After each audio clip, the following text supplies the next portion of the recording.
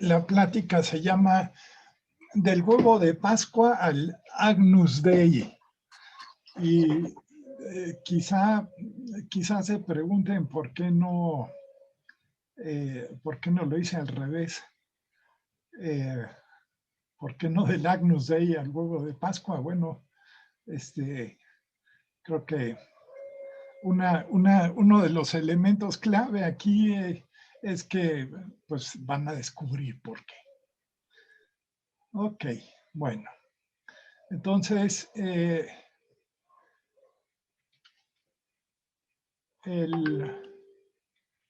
primer, básicamente aquí puse el temario, pero me lo brinco.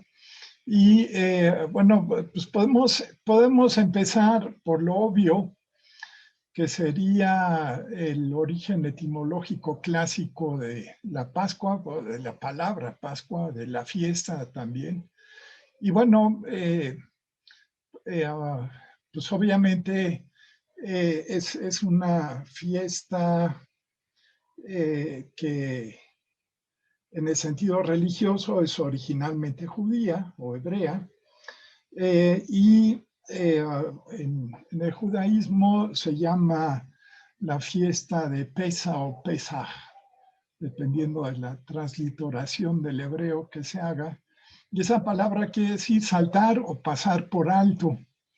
Y hace alusión al Éxodo, a esa parte de cuando los israelitas salen de Egipto, la última calamidad que manda Dios para que el faraón permita a Moisés a sacar a su gente de Egipto, pues es la muerte del primogénito, ¿no? Entonces los israelitas tienen que hacer un sacrificio de un cordero, Agnus.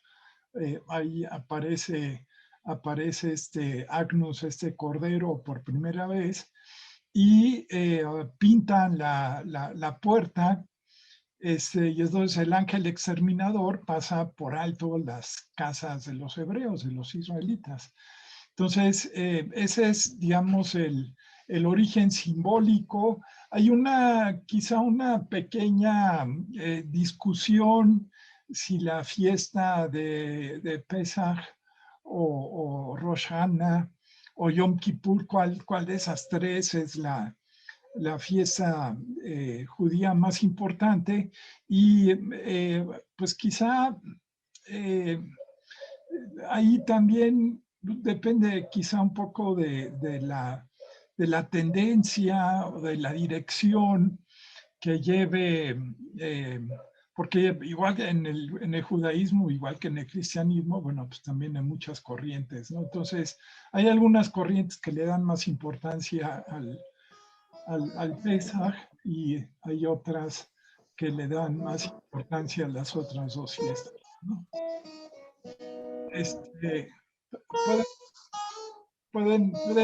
¿Alguien tiene por ahí prendido el micrófono?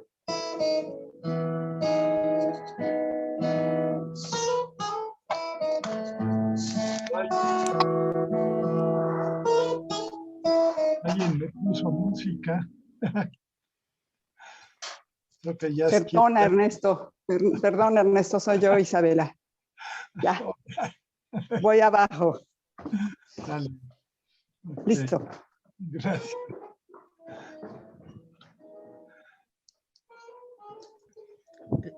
Creo que tú puedes silenciar todos los micrófonos, Ernesto. Sí, voy a hacerlo ahora. Yo silencio el mío. Sí. Nada más que tengo que ver dónde.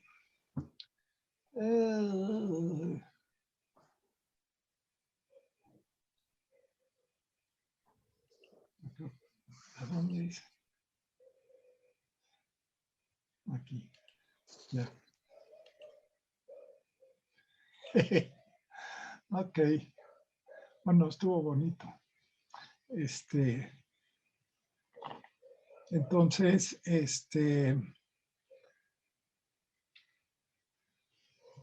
Ok, esa palabra de pasa al griego como Pasca. Entonces, ya en la traducción griega del Antiguo Testamento se llama Pasca la fiesta. En latín, luego la siguiente traducción se convierte en Pascha, en la fiesta de Pascha. Quizá esa es la palabra que más se ubican para esa fiesta del Éxodo, de la salida de los israelitas de Egipto, y la vulgarización latina luego se convierte en Pascum, y Pascum quiere decir pastura. Y bueno, obviamente aquí este Pascum, esta pastura, hace otra vez alusión a las ovejas, al agnus, que pueden pastar nuevamente porque comienza la primavera, ¿no? O bien a los feligreses como rebaño de Dios, ¿no? Y finalmente el Pascum, esta vulgarización latina, se convierte en la Pascua en español, ¿no? Entonces, ahí tenemos como una cadena muy mediterránea, pero obviamente, como vamos a ver un poco más adelante, sobre todo en los idiomas germánicos europeos, la etimología, el origen etimológico de la Pascua es completamente diferente, bueno, porque Easter, Ostern en alemán, pues son, pues, obviamente tienen que tener orígenes muy diferentes, ¿no? Ahora, en la plática de Navidad empecé a hablar un poco de una rama bastante interesante del estudio de las religiones, que es la astroteología. Y la astroteología lo que postula básicamente es que muchas religiones o muchos de los mitos, las historias de las religiones, en realidad hacen referencia a cosas que suceden en el cielo, a eventos astronómicos.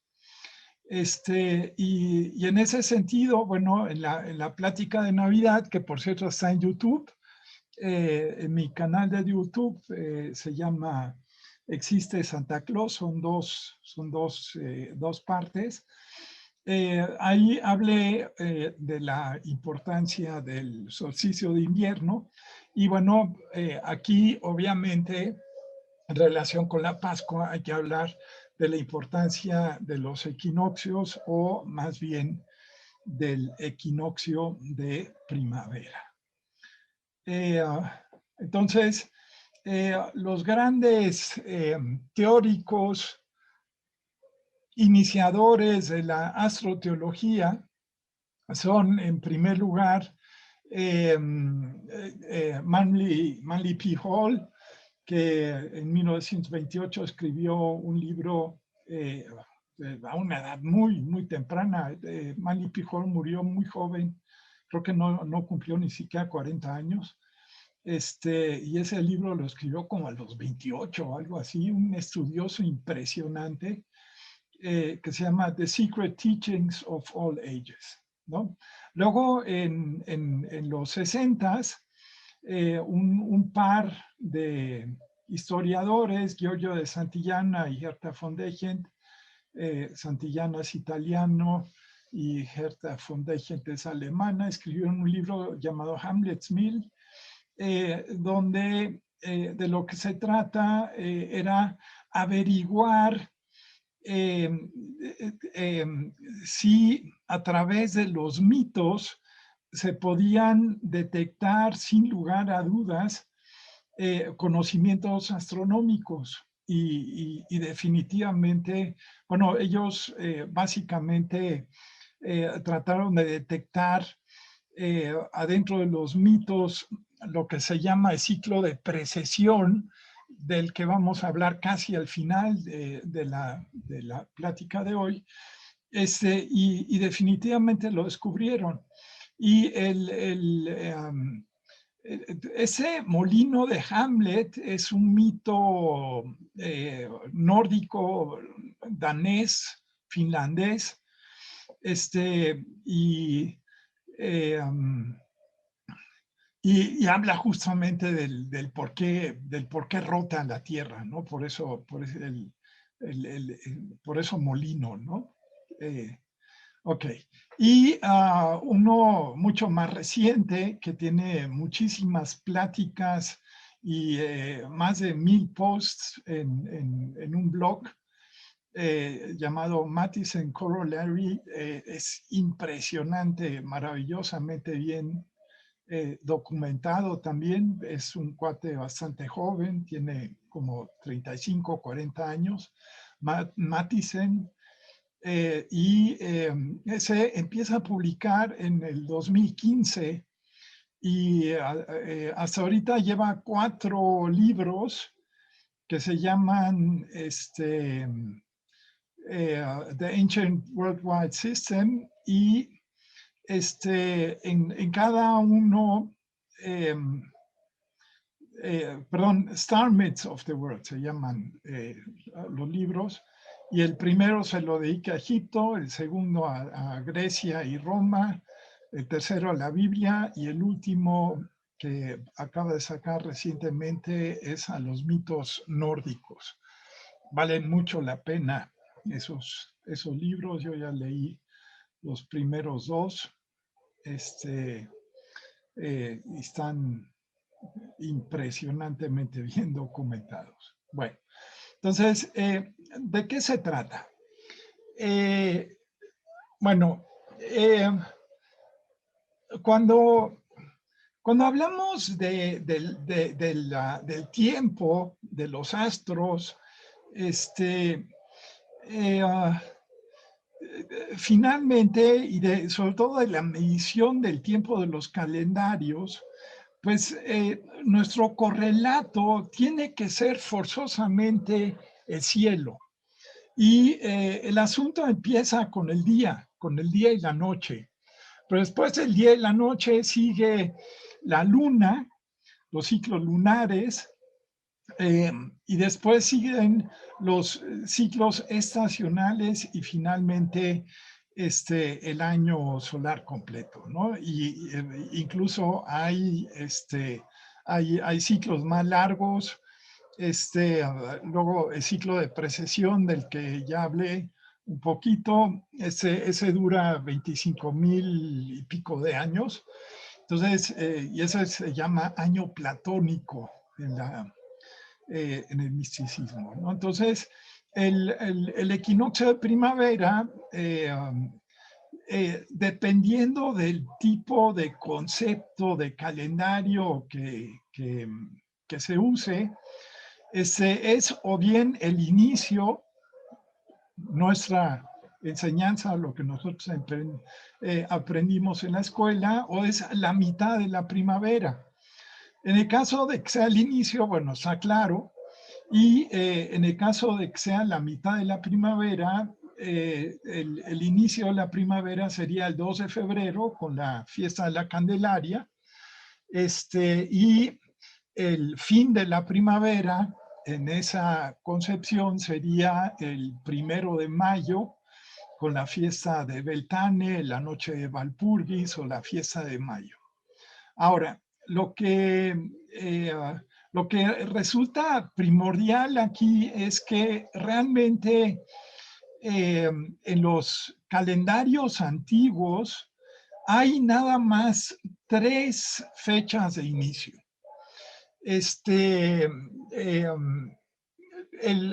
La primera fecha de inicio está ligada al solsticio de invierno, que es el caso de nuestro calendario, aunque no empieza el 21 de diciembre, como debería ser. Bueno, hay una diferencia de 10 días, que eso tiene que ver con finalmente con un error de cálculo de los romanos. Otro, otro inicio de año es justamente el equinoccio de primavera, y hay también algunos calendarios, por ejemplo, que son lunares, pues dependiendo si utilizan la luna nueva o la luna llena como inicio del calendario, bueno, comienzan sus calendarios con la primera luna nueva o con la primera luna llena de primavera. Y hay algunos también que empiezan de plano el equinoccio de primavera. Y algunos incluso consideran como comienzo del año, el caso del calendario azteca, por ejemplo, eh, la, cuando termina la última luna del año. O sea, ellos a partir del equinoccio de primavera calculan 12 lunaciones, 12 meses lunares completos, y cuando termina el 12º mes, comienza el nuevo año con una serie de días aciagos, ¿no? Entonces, normalmente, en el caso del calendario azteca, por ejemplo, el inicio del año caería por ahí entre el 8 de marzo y obviamente el 20 de marzo, ¿no? Dependiendo de cómo esté la relación de la luna, que por cierto, ahorita lo vamos a ver, también tiene que ver mucho con el cálculo de la Pascua. Bueno, entonces,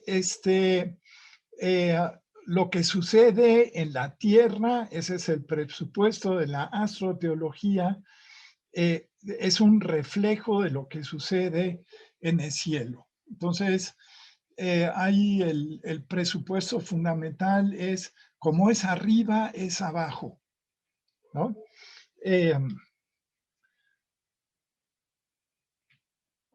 Ahora, ejemplos para que la astroteología funcione, evidentemente se necesitan marcadores arqueoastronómicos. Y aquí en México tenemos un montón, casi todos los grandes centros ceremoniales mexicanos tienen esos marcadores, pero bueno, los dos más famosos son la Casa de las Muñecas en Civilchaltún, que está cerca de Mérida, y obviamente la famosísima bajada de Cuculcán por las escalinatas del Castillo de Chichén Itzá, ¿no? Entonces, ahí tenemos dos de estos marcadores.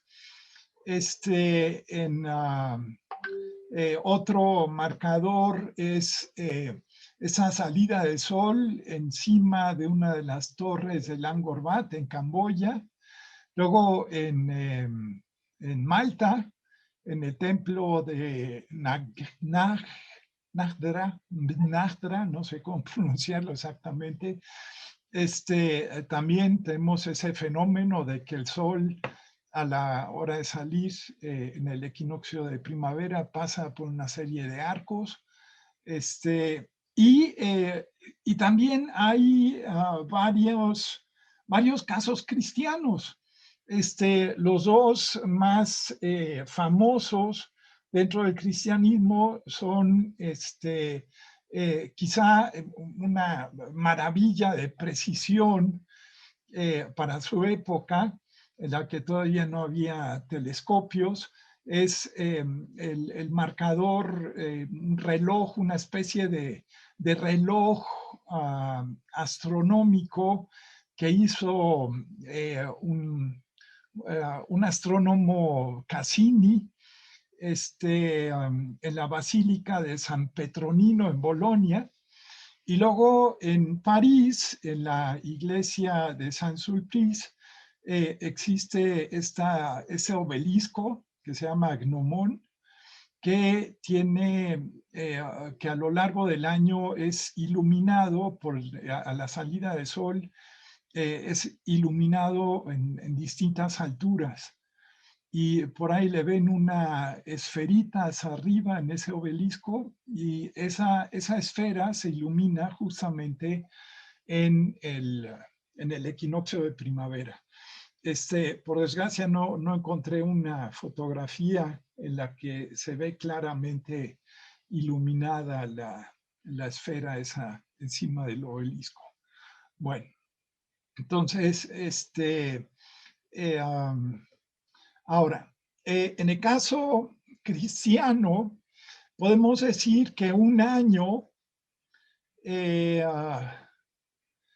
la vida de Jesús se puede ver obviamente como una vida de 33 años, como realmente sucede en la Biblia, pero también se puede ver como un ciclo de un año. Y en ese caso, los diferentes eventos de la vida de Jesús serían eventos astronómicos.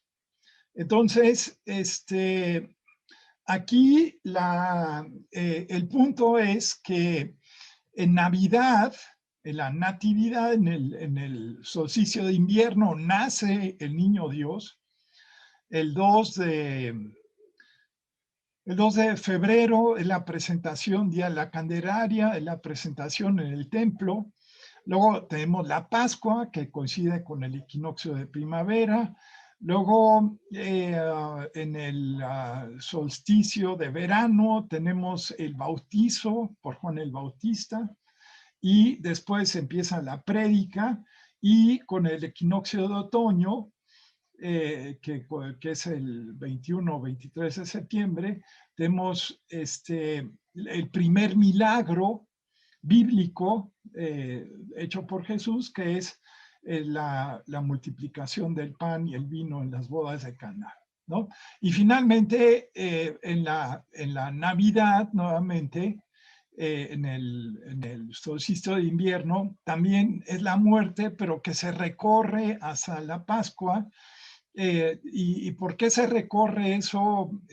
Y por qué los 3 días de resurrección y todo eso? Ahí sí, no lo explico ahorita. Eso está en la plática de la Navidad, ¿no? Y quizá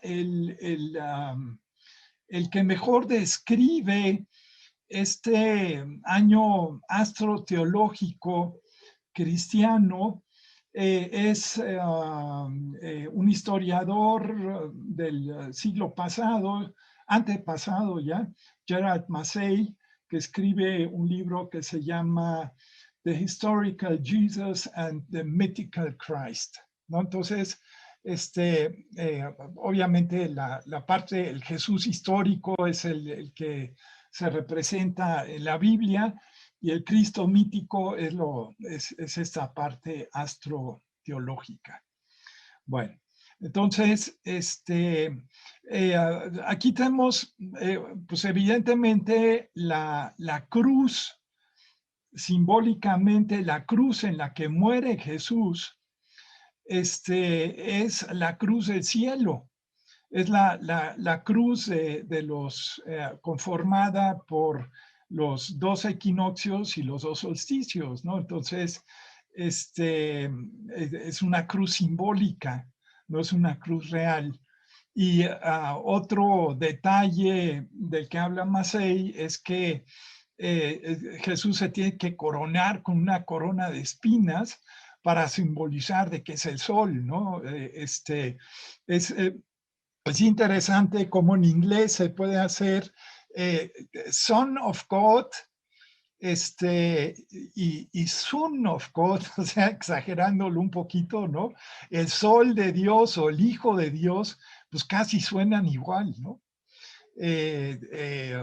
Y quizá pues algo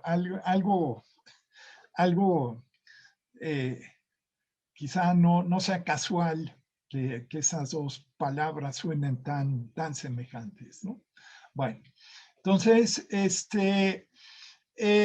lo que también resulta bien interesante es que en el relato de la pasión en Lucas, capítulo 23, versículos 32 y 33, dice, llevaban también con él a otros dos que eran malhechores para ser muertos. Y cuando llegaron al lugar llamado Calvario, o de la calavera, como también lo se dice en otras traducciones, le crucificaron allí y a los malhechores, uno a la derecha y otro a la izquierda. Jesús obviamente en medio, ¿no? El malhechor, en la iconografía, el malhechor de la derecha mira hacia arriba y el de la izquierda mira hacia abajo. Aquí en este cuadro de Andrea Mantegna, no se ve muy bien este detalle de hacia dónde miran los malhechores, porque como que se concentró más en la postura de los brazos que en la vista. Encima, la fotografía de encima es la crucifixión que se hace cada año en el Cerro de la Estrella, en Ixtapalapa, para no dejar, ¿no? Elementos mexicanos. Y lo que astroteológicamente significa eso de las tres cruces y el hecho de que uno mire hacia arriba y otro mire hacia abajo es que el de la derecha mira hacia el solsticio de verano, es decir, mira hacia la luz, porque el solsticio de verano es el día en el que es el día más largo del año, ¿no? Entonces, ese que está a la derecha recibe la salvación y Jesús le dice unos versículos más tarde, de cierto te digo que hoy estarás conmigo en el paraíso, ¿no? Entonces, se va al cielo. El otro lo critica, lo blasfema y mira hacia abajo, y el de la izquierda, ¿no? Y eso quiere decir que está mirando hacia el solsticio de invierno y a la salvación le es negada, ¿no? Entonces, también es el que le dice, bueno, si eres el Hijo de Dios, pues bájate de la cruz, sálvate tú mismo, etcétera, ¿no? Ahí no queda muy claro si Jesús le dice algo o no. Pero bueno, se puede interpretar de esa manera, ¿no? Entonces, aquí tenemos ese elemento astroteológico que es, pues, es una interpretación que evidentemente va más allá del Jesús histórico, del Cristo de la iglesia, y evidentemente también nos habla de que el relato de Jesús tiene un origen, la historia bíblica pues tiene un origen muchísimo más viejo, y que simple y sencillamente es volver a contar una historia que se repite en muchas mitologías. Hay un video que pueden buscar donde hay una que se llama Zeitgeist, que de un Peter, ¿cómo se llama? Se me olvidó ahorita el nombre, Zeitgeist, lo pueden encontrar en YouTube, el primero, y hay una parte ahí donde donde se cita justamente parte de la obra de Gerard Massey, y se habla de todos estos personajes de diferentes religiones que nacen de una virgen, que son crucificados, y bueno, que tienen semejanza con la historia de Jesús y que son, creo que enumera como una docena o más, no recuerdo exactamente cuántos son, ¿no? Bueno, Entonces, no es una historia única en ese sentido, ¿no? Otra vez, así como es arriba, es abajo. Y lo de arriba es cíclico, ¿no? Entonces, periódicamente se repite y las semejanzas son celestes, ¿no? También en la plática de la Navidad hablaba que la Virgen, ¿no? Porque la Virgen en realidad es la constelación de Virgo, etcétera. Los Reyes Magos también están en el cielo, en fin, ¿no? Bueno,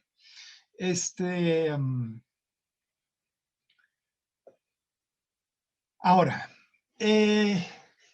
otra cosa que es bastante interesante es el cálculo de la Pascua.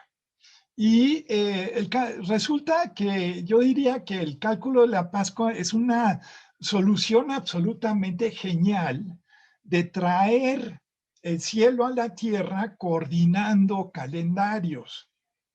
Esa frase es bastante importante, ¿no? ¿Qué calendarios? Bueno, la humanidad tradicionalmente usa 3 ciclos calendáricos, aparte del día y la noche, obviamente.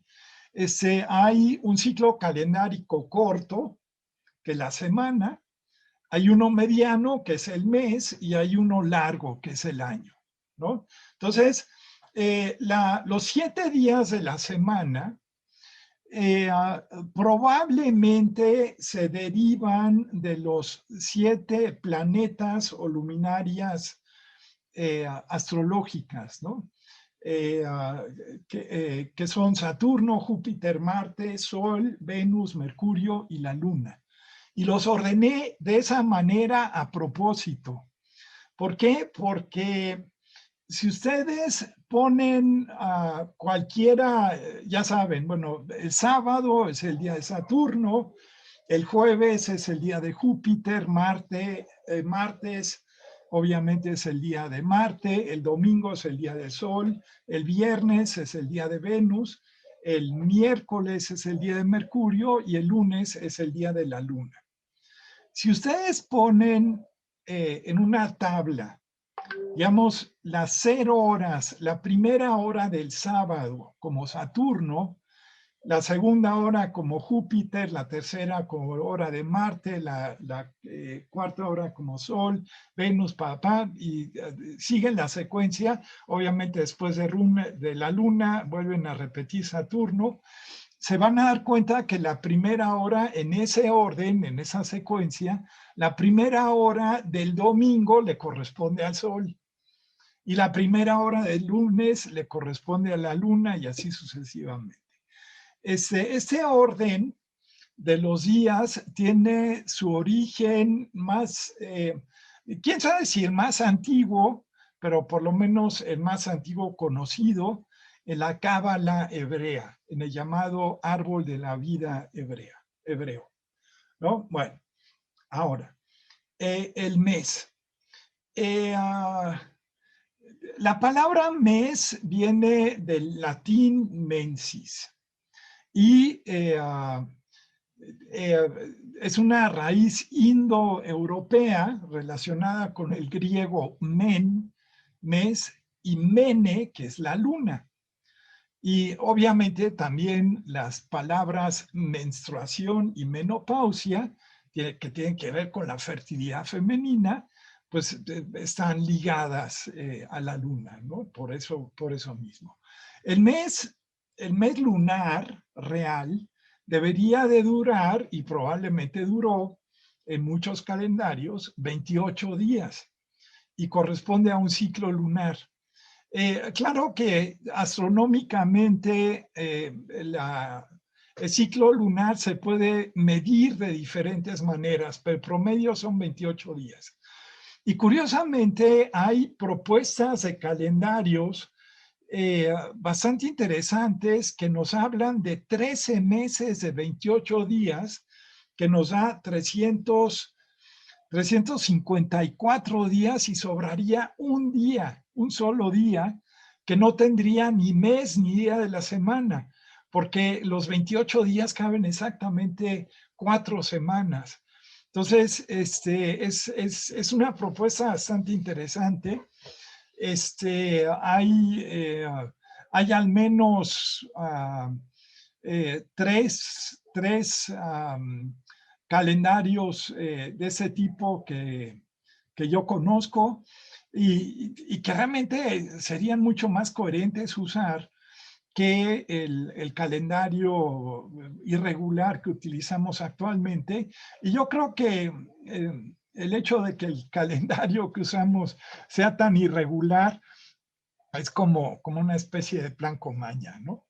Bueno, entonces, porque quien posee tu mente, quien posee tu tiempo, posee tu mente. Entonces, el funcionamiento de nuestra mente tiene que ver mucho con los calendarios que usamos. Muchas culturas, muy destacadamente para la Pascua, la hebrea y la musulmana usan calendarios rituales lunares hasta la fecha. Y luego en el largo plazo, bueno, tenemos el año. El año, así como ano y anillo, provienen del latín annus, que quiere decir círculo, por el círculo que circunscribe la Tierra en torno al Sol. El término se aplica a todos los planetas, año marciano, año venusino, etc. Para la Pascua es más relevante la división del año en 4 estaciones que la división en 12 meses, ¿no?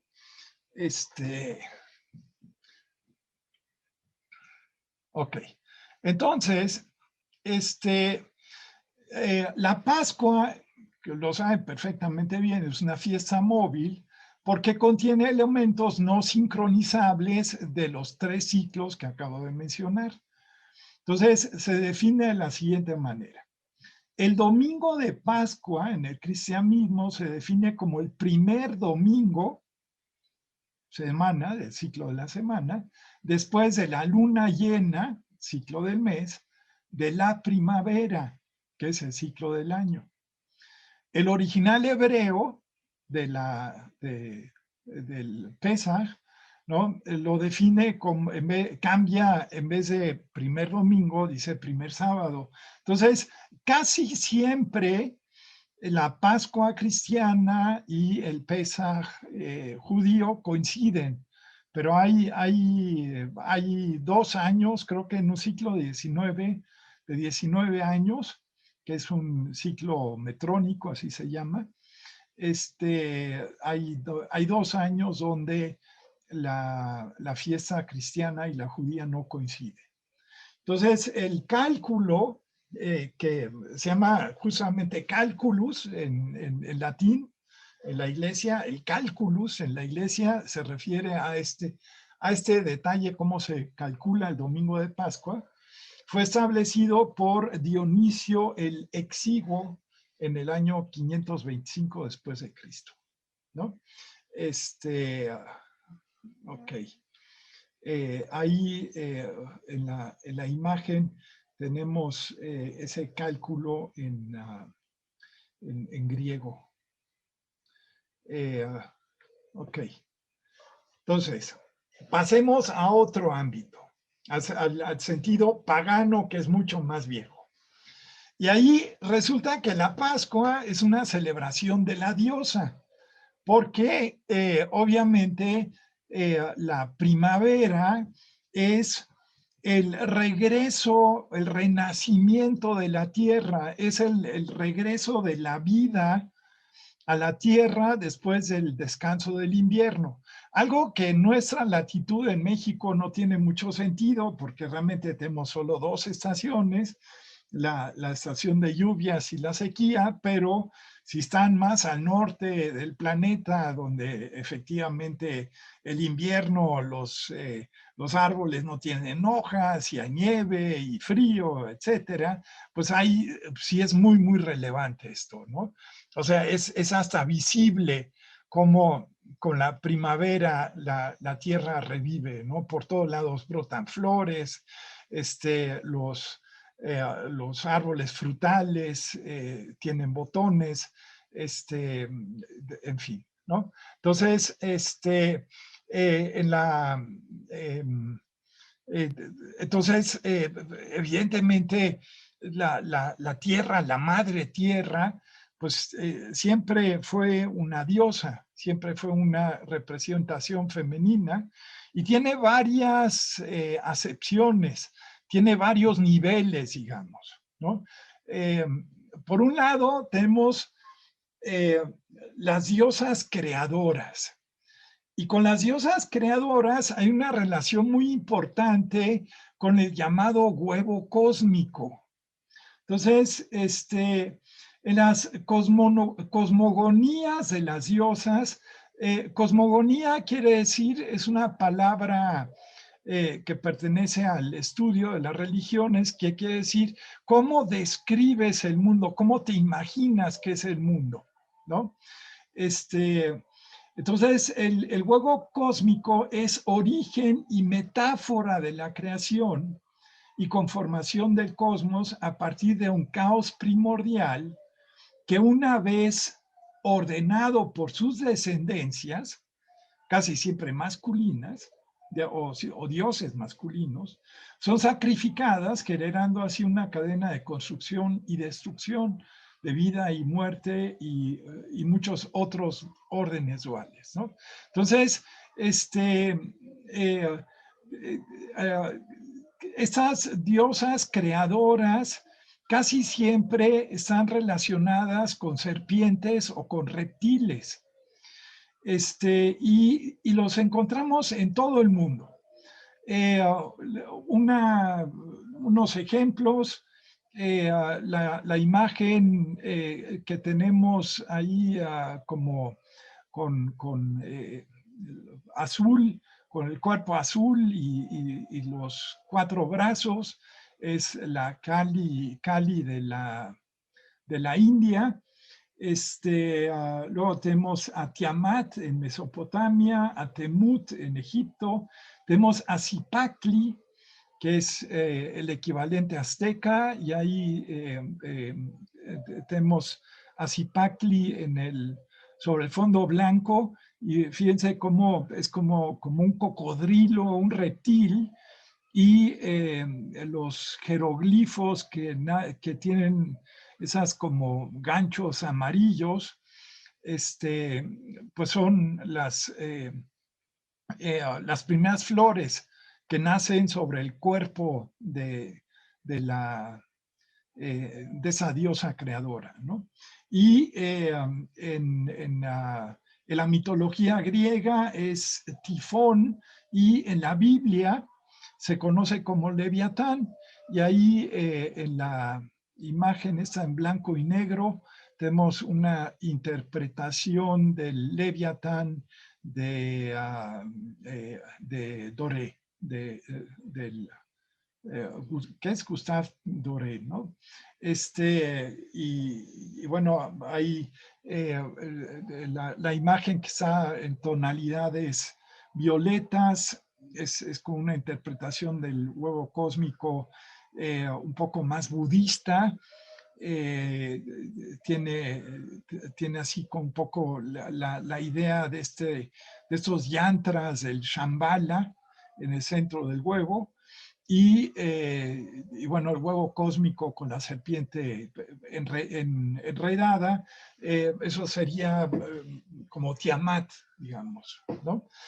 Ahora, lo que es interesante es que los huevos de Pascua, pues evidentemente son están muy relacionados con este huevo cósmico de la creación, ¿no? Entonces, siempre han sido un símbolo de vida, y en ese sentido, los huevos pascuales, los huevos de Pascua, pues son los símbolos, probablemente de los símbolos más antiguos de la humanidad,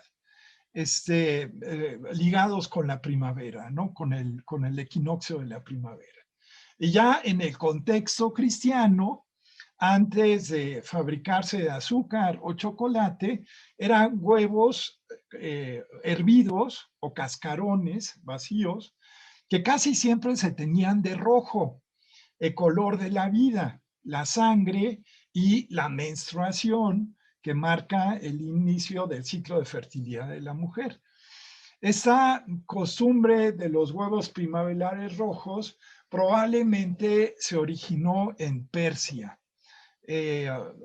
Quizá sea más antigua todavía, pero se encontraron cascarones teñidos de rojo en Persia que tienen más de 5,000 años de antigüedad. Y bueno, la imagen grande en medio son verdaderas obras de arte, de decoración de estos huevos que se hacen sobre todo en las iglesias ortodoxas. Esos los encuentras en Grecia, los encuentras en Ucrania, en Rusia, en Serbia, ¿no? Ese tipo de decoración. En este caso son huevos griegos.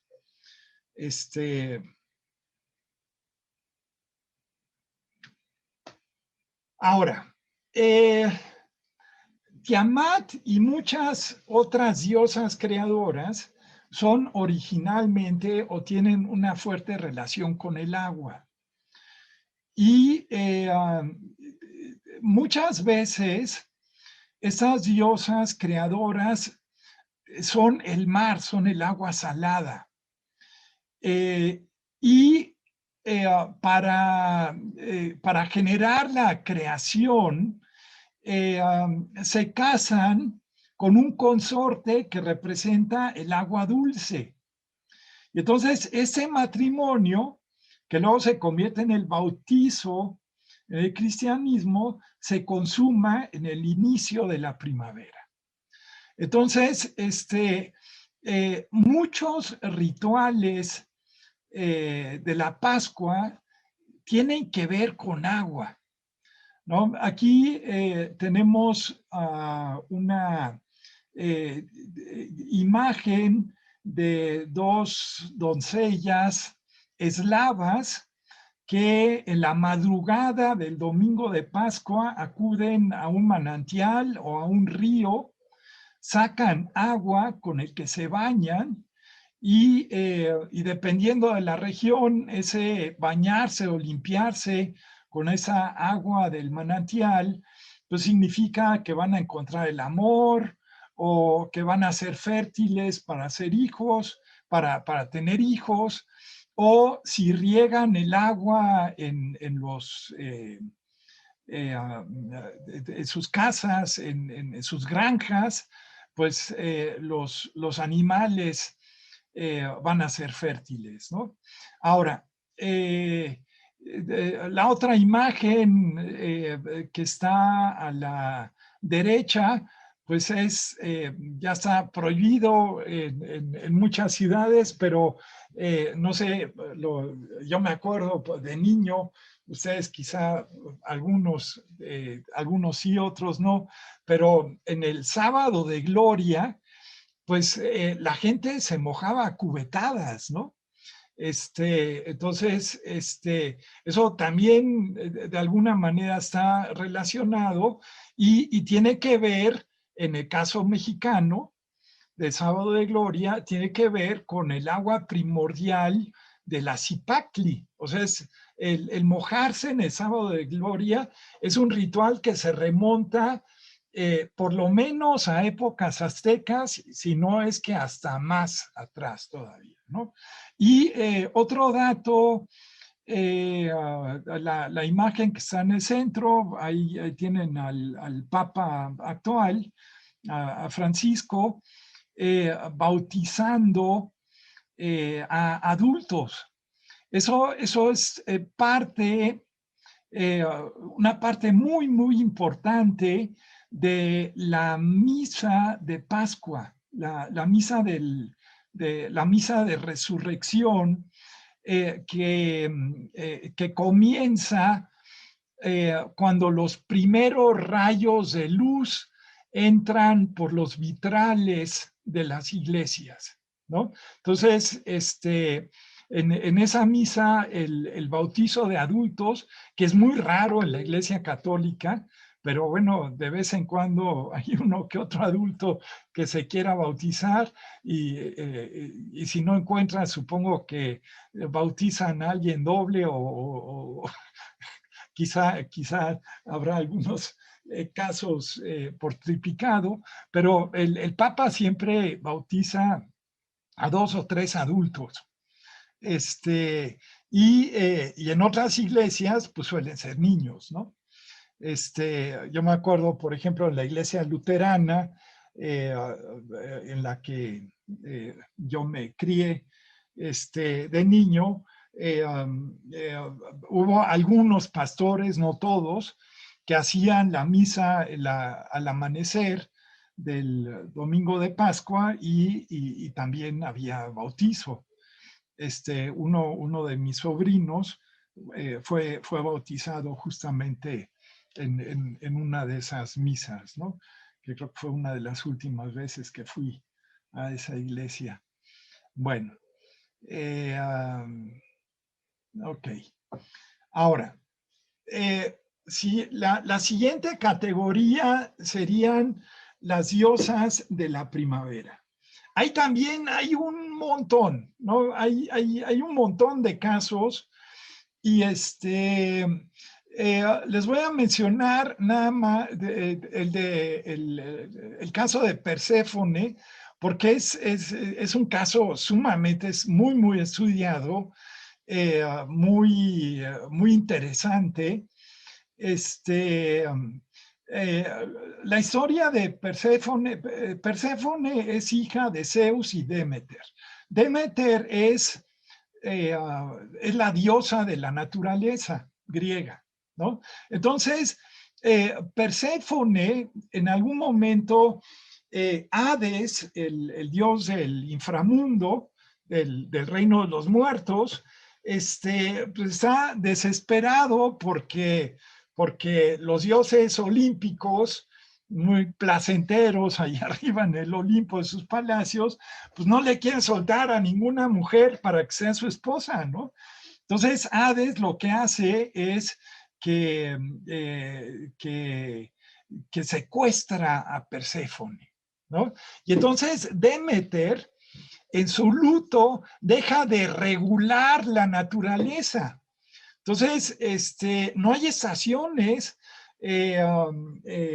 la naturaleza entra en un caos terrible y entonces a los dioses olímpicos pues no les queda de otra más que negociar algo con Hades para que Demeter pues regrese a sus cabales, ¿no? Entonces la negociación es que Perséfone efectivamente sea la esposa de Hades y curiosamente es un matrimonio para parámetros de la mitología griega sumamente, digamos, sumamente fiel. Creo que Hades nada más le pone los cuernos a Perséfone como 2 o 3 veces y Perséfone a Hades nada más una sola vez con Adonis. Y entonces Perséfone está está un tercio del año, porque los griegos nada más tenían 3 estaciones, y no 4. Entonces está la estación invernal, está con Hades, y al principio, de alguna manera, le dicen a Perséfone, no vayas a comer nada allá abajo, porque si comes frutos del inframundo, pues tienes que regresar. No te puedes quedar en el mundo de los vivos habiendo comido las semillas, las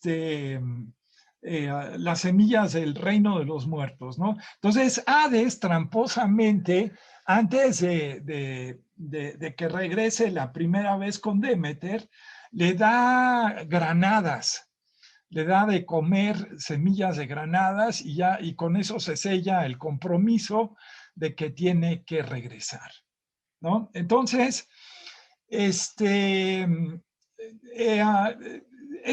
regreso de Perséfone está completamente ligado a los rituales místicos populares más importantes de Grecia, que son los llamados mitos eleusinos. Eleusis es una región que está cerca de Atenas y siempre hubo una gran interrogante de qué se trataba, ¿no?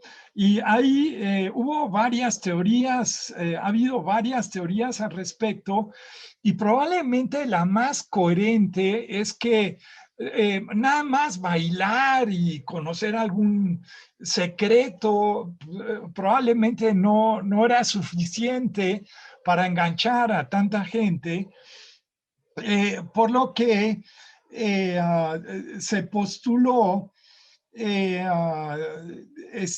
que dentro de los mitos eleusinos tuvo que estar involucrado el consumo de enteógenos, de una sustancia alucinógena, ¿no?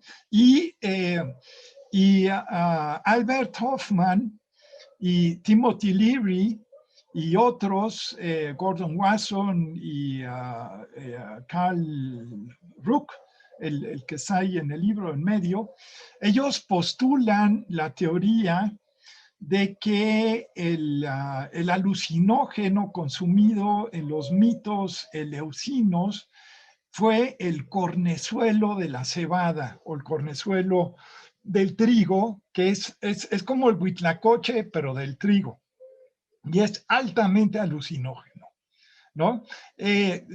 Por cierto que Albert Hoffman durante la guerra, en 1943, si no me equivoco, sintetiza el LSD del cornezuelo, ¿no?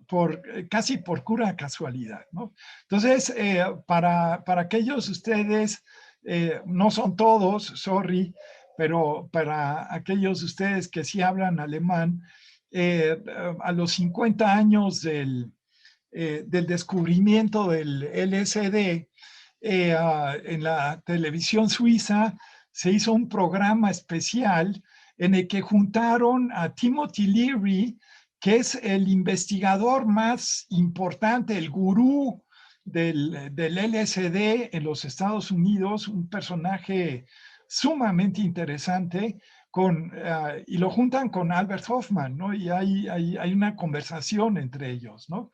Que está, la conversación medio se puede entender en inglés, está en una traducción simultánea al alemán, pero sí se alcanza a entender lo que dice sobre todo Timothy Leary en inglés, pero la parte de Albert Hoffman en alemán también es muy interesante, ¿no? Y la famosa canción de los Beatles, de Lucy in the Sky with Diamonds, pues obviamente hace referencia al LSD, Lucy in the Sky, Diamonds, ¿no? LSD, pues hace referencia a este enteógeno, y pues de alguna manera la cultura pop de los 60s hasta cierto punto y en ciertos aspectos se puede interpretar como un resucitar de los mitos eleusinos, ¿no? Curiosamente, en la imagen de Perséfone no tiene en la mano nada más espigas de trigo, sino también tiene frutos, no sé si son frutos de la amapola, de la que se extrae el opio, ¿no? Entonces, igual también puede ser, aunque ese relieve probablemente no es griego, sino romano. O sea, es un poco, por cierto, Perséfone en Roma se llama Proserpina. Ok, y otra vez tenemos ahí a las serpientes, ¿no? Bueno, siguiente, diosas de la fertilidad.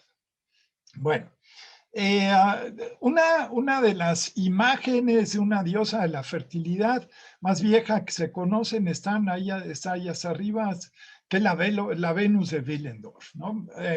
Hay obviamente muchísimas diosas de la fertilidad. Normalmente se representan desnudas, altamente sexuales, muy con vulvas, senos muy exagerados. Hay, por ejemplo, la Artemisa de Éfeso tiene 28 senos. No es el único ejemplo, hay varias de estas, ¿no? Entonces, y además están ligadas con animales, búhos, leones, abejas y conejos. Muy importante, conejos. La fertilidad y la luna, en el caso de la mujer, obviamente está súper conectada, ¿no? Acuérdense, menstruación viene de luna, ¿no? O sea, una mujer regular, lo saben perfectamente bien, debería de menstruar cada 28 días, ¿no? Entonces, es bastante interesante que la sombra en la luna se puede interpretar como un conejo, y esa es la silueta esa amarilla, la luna llena que puse ahí. Y ahí, de acuerdo a Gutiérrez Tibón, un estudioso de la lengua italiano que vivió mucho tiempo en México, un personaje maravilloso, por cierto, vivió en casi toda su vida que vivió en México, vivió aquí en Cuernavaca. Él dice que la palabra México significa lugar en el ombligo del conejo de la luna. Y aquí en esta imagen, pues de muy buena manera se pueden imaginar que el lago de Tenochtitlan, el lago de Texcoco, y luego el lago de Zumpango, y entonces la fundación de Tenochtitlan, pues medio corresponde al lugar donde estaría el ombligo del conejo,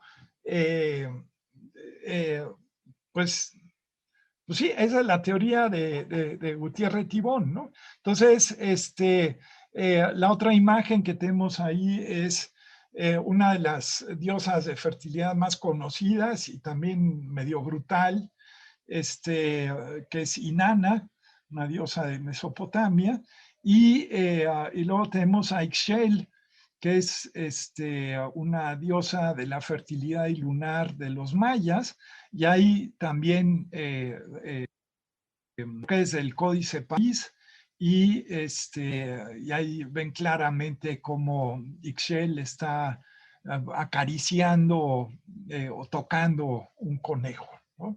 Entonces, obviamente, este conejo de la luna, de la fertilidad, pues es el conejo de Pascua, ¿no? Es el conejo que trae los huevos de Pascua, ¿no? Entonces, ahí, como ven, estamos empezando a atar unos cuantos cabos, ¿no? Finalmente, habría que hablar de un último grupo de diosas relacionadas con la Pascua, que son las diosas del amanecer o diosas del oriente. A veces se distingue entre diosa del amanecer y diosa del oriente. A veces la diosa del amanecer y la diosa del oriente es lo mismo, porque obviamente el sol amanece en el oriente. Y curiosamente, el sol del amanecer en muchas culturas es femenino, aunque el sol ya después del amanecer, de alguna manera muy mágica, pues se transforma en un ente varonil, en un varón, ¿no? Entonces, es algo medio curioso. Por eso a mí se me hace quizá un poco más coherente en ese sentido el alemán, donde y quizá no sé, pero en alemán donde es al revés, ¿no? Es el la sol y el luna, ¿no? Entonces, en el caso de Grecia, la diosa del amanecer se llama Eos, que en Roma es Aurora, ¿no? Y obviamente de ese eos griego, pues ahí se derivan los nombres de la Pascua de los idiomas germánicos. Easter y Ostern se derivan del eos, ¿no? Y tienen que ver muy probablemente con este pasaje bíblico de las tres Marías que descubren la resurrección del Cristo al amanecer cuando encuentran su tumba vacía. Y el ángel les anuncia el milagro de la resurrección, que obviamente es el mensaje central del cristianismo, ¿no? Entonces, aquí tenemos una imagen preciosa que está en una iglesia en Francia, en el sur de Francia, que es como el lugar de peregrinaje de los gitanos, paradójicamente, aunque hoy en día ya es más publicidad que otra cosa, pero en francés son las Santa Marías del Mar. Es María Magdalena, María, la madre de uno de los apóstoles, creo que de Jacob, y María Salomé. Aunque la gran pregunta es si Salomé originalmente se llama María o si le pusieron María después, pero esta Salomé es la santa patrona de los gitanos.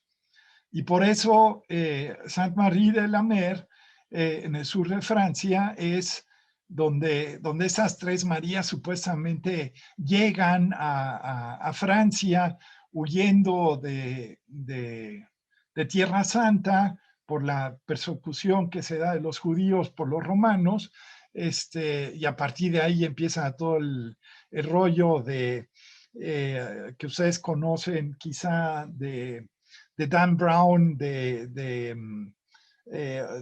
¿cómo se llama? Ya se me olvidó cómo se llama el libro, el primero del Código Da Vinci. El Código Da Vinci, exactamente, ¿no? Ajá, perdón. Y bueno, ahí tenemos una imagen de principios del romanticismo, también de un francés, que es Aurora triunfando sobre la noche. Ok. Bueno, siguiente tema. Ahora, el Agnus Dei es una de las oraciones más importantes de la Iglesia Católica.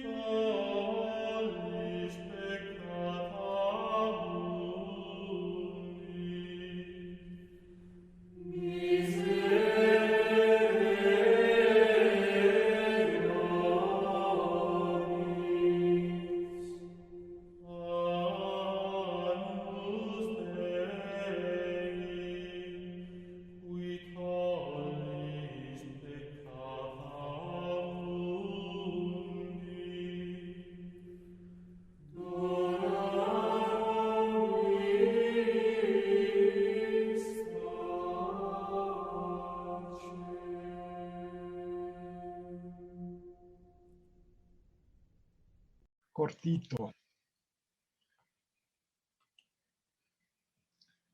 Vuelvo a compartir, pero sin sonido. Ok, entonces, bueno, obviamente, Cordero de Dios, que quitas el pecado del mundo, ten piedad de nosotros. Se repite, y luego, Cordero de Dios, que quitas el pecado del mundo, danos la paz, ¿no? El Dona Nobis Pacem. Es un ritual de sacrificio. Y los rituales de sacrificio, que en este caso muy espectacular, con toda la crucifixión, etcétera, suelen ser rituales de paso del llamado año platónico. Ahora, probablemente la mayoría de ustedes no han escuchado qué es eso del año platónico. Bueno, el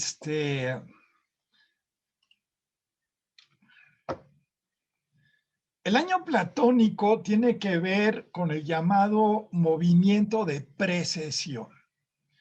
Resulta que el eje de la Tierra se mueve un poquito como un trompo, describiendo un círculo completo en 25.766 años.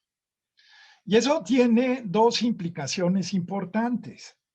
La primera implicación importante es que la estrella que indica el norte celeste va cambiando. Actualmente, ustedes saben, aprendieron que esa estrella es la estrella polar, pero eso es actual. Hace unos 13,000 años, fue una estrella que estaba del otro lado de este círculo de precesión que se ve ahí, que es una estrella que se llama Vega. Y a lo largo de los 25.766 años, hay como unas 7, 8 estrellas que tienen esta característica de ser estrellas polares durante un periodo de tiempo de ciclo de precesión. Ese círculo si son 25.766 años y saben calcular rápido, bueno, eso implica de que todo ese rollo cambia 1 grado cada 72 años. O sea, es casi imperceptible en una vida humana, ¿no?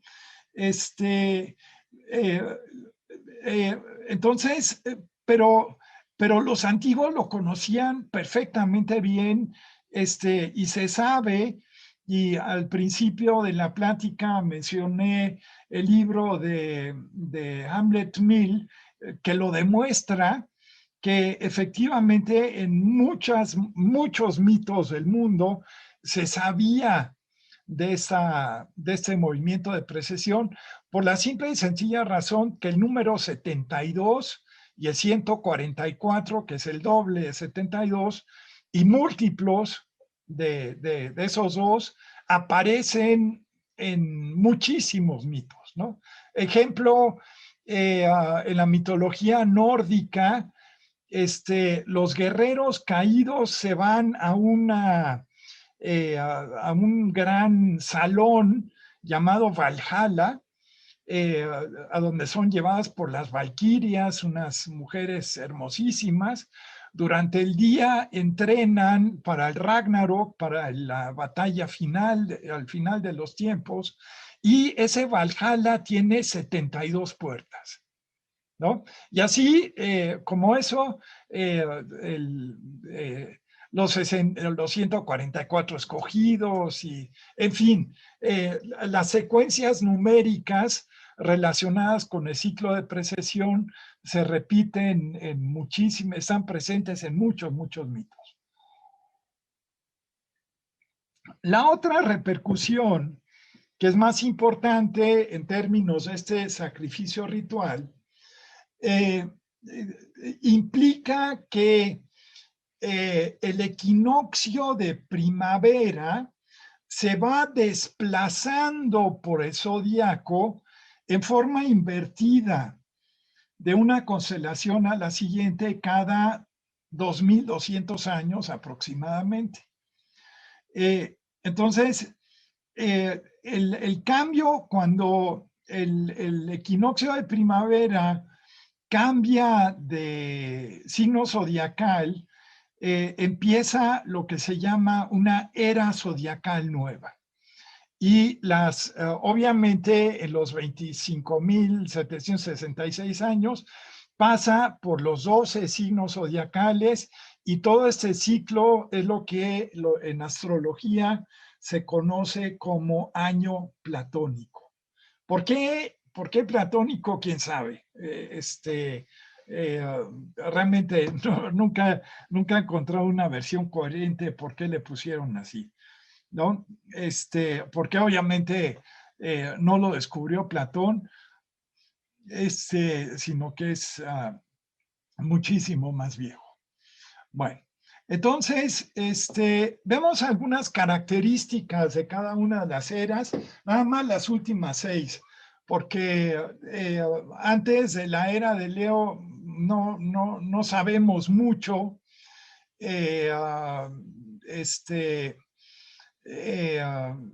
Aunque la India, y en algunas enseñanzas se habla de que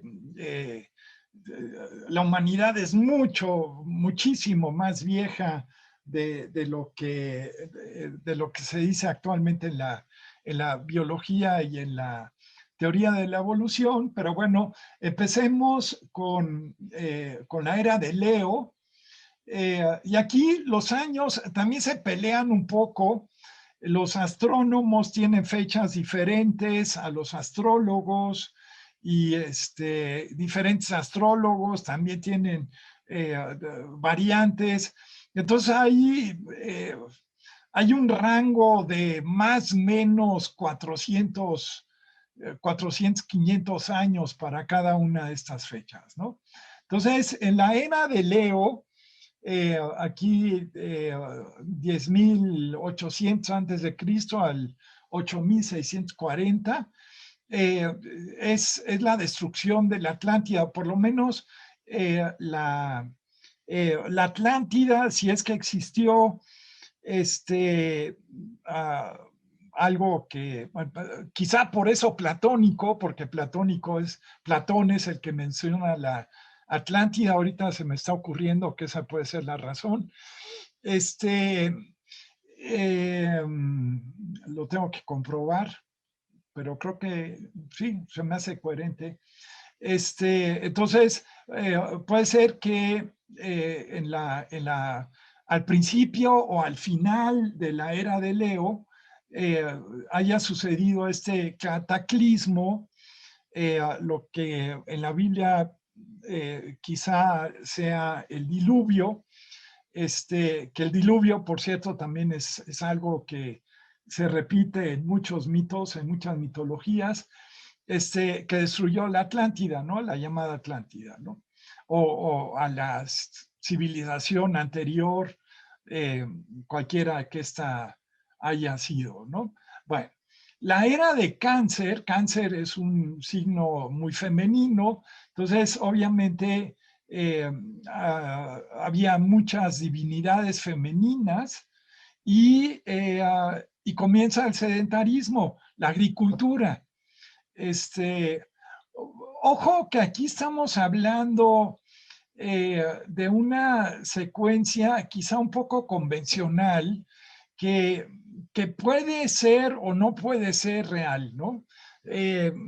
Podría haber otras interpretaciones, lo podemos dejar abierto, lo puedo dejar abierto, porque si consultan a distintos autores, hay otras interpretaciones, pero digamos lo que está aquí en la lista es lo que más se repite, ¿no? Es lo más consensuado, ¿no? Si es que en la ciencia no puede existir consenso, ¿no? Pero bueno.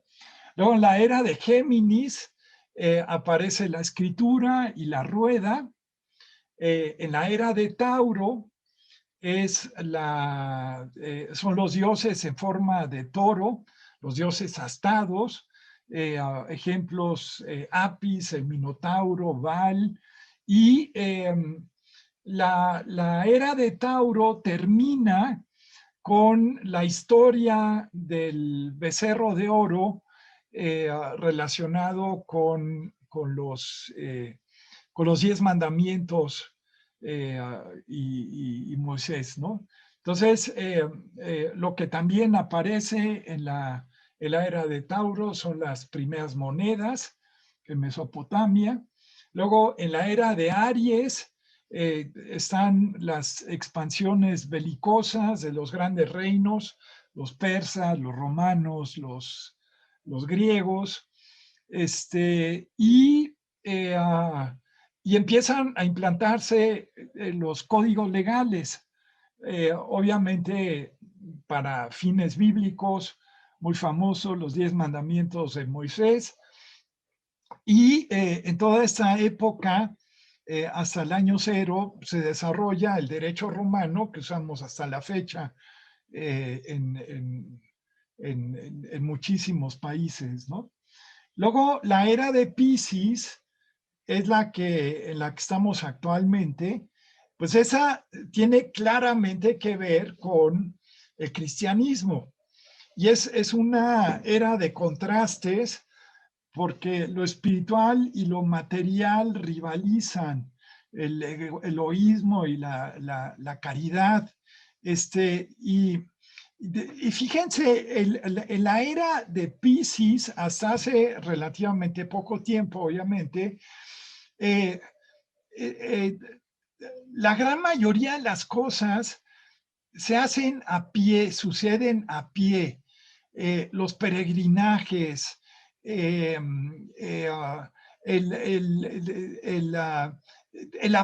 los aprendices que van de un pueblo a otro,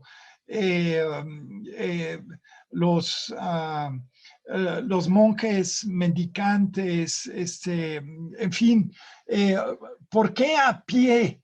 Porque en la llamada astrología médica, Piscis rige los pies. Por eso las sandalias del pescador, ¿no? Que es el pescador empieza, el pescador de hombres es Jesús. En algún momento, cuando recluta a sus primeros discípulos, que luego se convierten en apóstoles, que son pescadores, le dice, bueno, pues no podemos dejar de pescar. Entonces Jesús les dice, bueno, pues ahora se van a convertir en pescadores de hombres. Las sandalias del pescador son las sandalias de Pedro, que recorre casi todo el Imperio Romano predicando hasta que es martirizado en Roma, ¿no? Entonces, y obviamente, ¿cuántos coches de cristianos no han visto circular por ahí con el símbolo del pez, ¿no? El ictos, ¿no? Jesus Christus Rex, ¿qué es? Ictos, ictos es pez en griego, ¿no? Pero es un acrónimo, Jesus Christus Teus,